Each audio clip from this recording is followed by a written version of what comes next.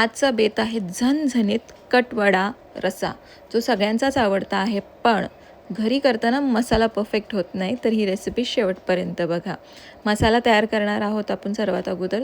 तर इथे मी बटाटे घेतलेत. बटाटे पहिले वाफवून घेऊया. आता मसाल्यासाठी तुम्ही बघू शकता दालचिनी, लवंग, काळी मिरी, बडीशोप, धणे, जिरे, खसखस आणि तीळ हे सगळं घेऊन आपण ह्यांना छानपैकी भाजून घ्यायचं आहे.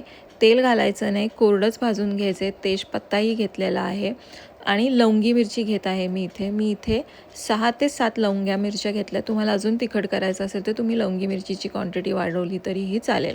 आता एक 5 ते 7 मिनटासाठी लो फ्लेमवर हलवत हलवत मसाले सगळे व्यवस्थित सगळीकडून भाजून घ्यायचे आहेत. तुम्हाला हवा असेल तर धणे, जिरे, बडीशोप, तीळ आणि खसखस हे एकत्र भाजून बाकीचं वेगळं वेगळं भाजलं तरीही चालेल, पण असं केलं तरी ते छान व्यवस्थित भाजले जातात. आता भाजले गेलेत की नाही कसं ओळखायचं, तर आपला जो मसाला आहे भाजल्यानंतर खूप स्ट्रॉंगली असा अरोमा येतो किंवा जो कलर आहे तो अगदी सोनेरी रंगाचा होतो. त्यासोबतच अर्धा कप सुकं खोबरंही आपण भाजून घेणार आहोत 3 ते 4 मिनटासाठी. तेही सगळीकडनं छान व्यवस्थित भाजलं गेलं पाहिजे. सोनेरी रंग यायला हवा आहे, कुठेही पांढरा किंवा अर्धा सोनेरी असा नको. तुम्ही पाहू शकता ह्या पद्धतीने खोबरं भाजलं पाहिजे. गार झाल्यावर मिक्सरमध्ये ह्याची छानपैकी मसाल्याची पावडर तयार करून घ्या. आता याच कढईमध्ये तेल घालून 2 मोठे कांदे उभे चिरलेले, 10 ते 12 लसूण पाकळ्या, 1 इंच आलं आणि 1 टमाटर हे छानपैकी सोनेरी तपकिरी रंगाचं होसपर्यंत परतून घेऊन गार करून ह्याचीही मिक्सरमधनं पेस्ट तयार करून घ्यायची आहे.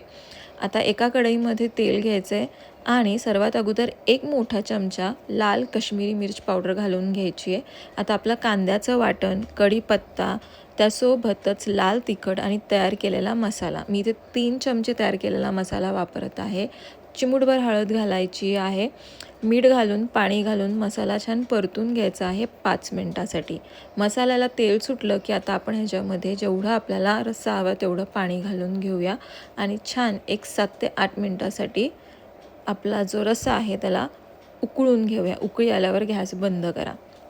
आता दुसरीकडे बटाट्याचं बॅटर तयार करण्यासाठी हिरवी मिरची, अद्रक, लसूणचं वाटण तयार करून त्याच्यामध्ये हळद टाकून आपला बटाटा छान परतून घ्या. चवीपुरतं मीठ घालून गार करायला ठेवा. बेसनच्या बॅटरसाठी बेसनमध्ये चिमूटभर सोडा, मीठ आणि ओवा घालून मिक्स करून घ्या. थोडं थोडं पाणी घालत घालत आपलं बॅटर आपण तयार करून घ्यायचं आहे. अगदी रिबीन जशी पडते खाली तशी आपल्याला कन्सिस्टन्सी ठेवायची आहे आपल्या या बेसनच्या बॅटरची. खूप अशी रनी किंवा फ्लोई कन्सिस्टन्सी नको आहे. आता आपण एक एक करून आपले वडे तळून घेऊया. तर ह्या पद्धतीने वड्याला छानपैकी बेसनामध्ये कोट करा. तेल गरम करून आता एक एक करून सोडून घेऊया आणि सर्व करूया. गरमागरम हा कटवडा रस्सा सोबतच भरपूर सारा कांदा आणि फरसाण आणि त्यासोबतच ब्रेड किंवा पाव आणि ताव मारूया. तर नक्की करून पहा. हा कटवडा रस्सा आणि हा मसाला तुम्ही महिनाभर वापरू शकता फ्रीजमध्ये ठेवल्यावर आणि रूम टेम्परेचरवर 5 ते 7 दिवसासाठी. तर नक्की करून पहा.